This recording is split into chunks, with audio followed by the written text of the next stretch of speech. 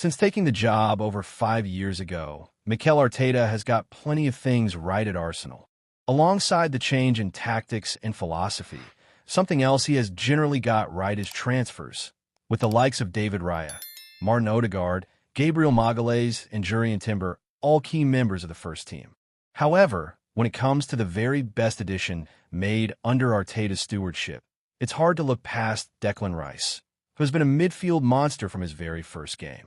So, fans should be very excited about reports linking Arsenal to a player who could just be the club's best signing since Rice. Arsenal target best signing since Rice.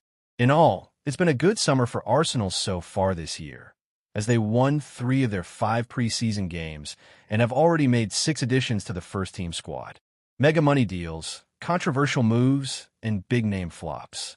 This is the home of transfer news and opinion across Football Fancast. The 2 standouts are undoubtedly Victor Gyökeres, who could finally be the striker the fanbase has been crying out for, and Martin Zubimendi, who has looked sublime at the base of midfield so far. Yet, instead of resting on their laurels, the club appear keen to complete at least one more addition to the team before the window slams shut next month. At least that is according to a recent report from David Ornstein, who on the latest episode of The Sports Agent confirmed that Arsenal are still interested in Eberechi. The respected journalist revealed that while signing the Englishman has become less of a pressing concern following Ethan Nwanery's new deal, the Gunners are still in the conversation for the Palaces, and that he himself is in favor of a move to the Emirates. It remains to be seen how much the 27-year-old will ultimately cost, as his release clause of £68 million is reportedly set to expire tomorrow. It could therefore be a costly and complicated deal to get over the line, but given Eze's immense ability and experience, he'd be worth it and quite possibly Arsenal's best signing since Rice. Why Eze would be Arsenal's best signing since Rice? Since completing his £105 million move to Arsenal in the summer of 2023, Rice has been almost faultless in red and white.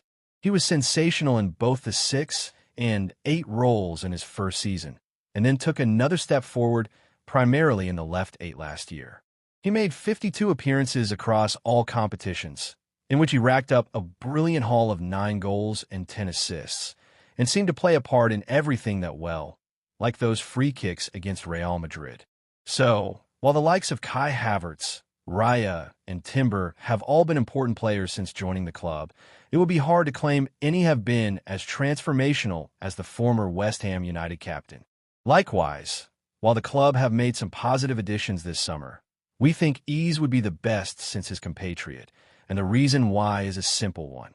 He is Premier League proven and makes things happen.